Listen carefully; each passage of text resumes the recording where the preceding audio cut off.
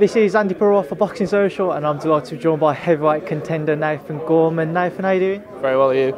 I'm all good, thanks. Good to hear you doing well. Obviously, we've come down today, and you've gone through it again. You've had an opponent pull out, and then you've had problems with other opponents pulling out who were going to step up, and now you're fighting Kevin Johnson. We just talked about your frustration of these past 2 or 3 days. Oh, very frustrating. You know, I got the call on Monday or Tuesday that Orlando pulled out. You know, I'm used to it now. It's happened to me 3 times, you know. So I've had 10 days to prepare for another opponent, 7 days, and this one 4 days. So it's not the best in the world. It's not ideal, but you know, I've got a job to do Saturday, so that's all behind me now. I'm fully concentrated for Saturday. You know, Kevin Johnson's a completely different style to Orlando. Orlando was a come forward fighter, throwing big punches. Johnson, you know, the world knows what Johnson's about. He knows his way around the ring. Very experienced fighter who just comes in, survives, you know, takes the punches, and good survivor. Probably the most durable heavyweight on the planet, isn't he? Is old Johnson. I spoke to Frank over the last couple of days, and he said that you've been very frustrated, and from listening to him, it seems to be probably the most frustrated you've been in with regards to pullouts and that. Is that how you felt? Yeah, definitely. You know, I was very frustrated. You know, it's very hard. You know, when you put all that training, you know, you spend time away from your family, then you diet and all that. You know all that, and all the money you put into your camps, and you have your opponent pulled out. You know, it's happened to me numerous occasions, and it does dent you. You know what I mean? It does dent your confidence a bit in the sport. So, but I'm here. You know, I'm here now. I'm fighting on Saturday, so I've got to pull that behind me and get the job done Saturday. I'm not taking anything away from Kevin. You've just mentioned how tough an opponent he is, and the fact that he's only had 2 stoppages. But with regards to your camp and paying for camps and that, do you feel that you'd have needed to prepare to the same level you had been if you was fighting Kevin at the beginning of your camp?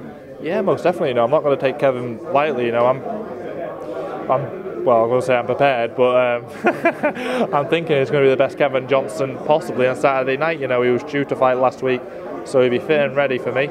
So, and you know, I've said on numerous occasions, heavyweight division, 18 stone lands on the chin. It's good night, it's curtains, isn't it? So, if that happens, then where do you go? You mentioned a couple of questions ago that, you know, Kevin loves to sit back on the ropes and just bide his time, looking for that one opening, that gap to try and land the shot on you. Is that going to be a frustrating night for you on Saturday night then, in the fact that you was preparing for more of a come-forwards fight? Now you're just going to have to try and chase him down and maybe get the stoppage if you can? Yeah, possibly. You know, it could end up frustrating, or it could end up, you know, playing into my hands, you know, look for the opening and stuff, but you know what Kevin's about. He makes everyone look awful, doesn't he? So, but time will tell. You know, I'm going in there to do a job. If you had to make a prediction for your fight on Saturday night, what would it be at this moment in time? I don't like making predictions. You know, I'm a bit superstitious. I don't like making predictions. Well, to be fair, you say superstitious. I said to Frank yesterday, it seems to be these Leicester cards are always bringing bad luck with pullouts. I meant to box on here 3 or 4 times on this Leicester card. 3 or 4 times I haven't boxed that. So I wonder I'm here. So last time you're boxing in Leicester then? It must be. I don't know.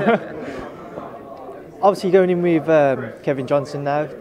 When you fought Razvan Kajaanu with Daniel Dubois, fought Razvan Kajaanu, people made the comparisons there. Naturally, do you see people making comparisons between yourself and Daniel's performance against Kevin Johnson? Yeah, of course, but for the boxing realists out there, you know, I had 5 days notice for Razvan. You know, I was due to fight someone who was 6'1", come forward throwing big haymakers at me. You know, Razvan, he is what he is. Daniel had a full 12 weeks camp for Razvan. You know, he had the proper sparring, etc. I didn't. So, you know, it's very hard to adjust your game plan. To get a game plan in 5 days is very hard. I know the same's happened here again in this scenario, but we move on. You know, I've got a job to do on Saturday. Obviously, the fight's been talked about being made towards the end of the year between yourself and Daniel. Do you feel the pressure in the sense that on Saturday night you maybe want to put in a better performance than what Daniel did because of how Daniel performed against Razvan? Yeah, there's zero pressure on me at the end of the day. You know, I'm going in there to get the win. I've come out healthy. You know, whatever happens, points, knockout. As long as I get the win, it's the main thing. As long as I impress my corner, you know, Ricky and stuff. That's the main priority. We saw some footage of yourself when you was at Daniel's fight against Razvan, where you do a bit of a ringside analysis with your team, and you were saying that he had poor head movement and you weren't working that angles well. What did you make of the actual fight with Razvan for as long as it lasted? Yeah, it was good. You know, he done what he had to do, but there's a lot of flaws in his work. I've said it numerous occasions. I beat Daniel Dubois, no doubt in my mind. When I was looking over social media, there was a lot of people on the back of that win. I'm sure you could understand why. They were saying they'd fancy Daniel now on the back of that. Yeah. Do you agree with that? Good. I want to be the underdog, you know, so all my family and friends can win some good money in the bookies. There's a couple of things in the heavyweight division I just want to get your opinion on.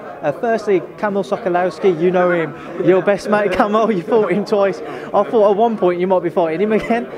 But it was very close, you know, for a trilogy. You know, everyone wanted to see it. It was very close.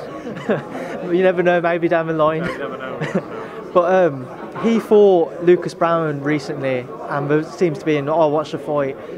I personally would have given it to Kamil. I'm sure everybody else would have, and Lucas was rewarded. What were your thoughts? Well, if you think about it, in a 6-rounder, right, if you get dropped, that's a 10-8 round. So they're around you're 2 rounds up. I also give him the first and second round. So in my opinion, he was 4 rounds to 2. So he should have won. But who are they going to give it to? The former world champion or Kamil Sokolowski? Come on, someone who's got a pay-per-view event. It's business, isn't it, I'm afraid, unfortunately. What are your thoughts on Dave Allen, your best mate? His fight with Lucas Brown. Oh, I think he'll beat Lucas Brown relatively easy. You know, what I've seen of him on Instagram, I haven't seen him for a bit. What I've seen him on Instagram and social media, he looks in really tip-top shape.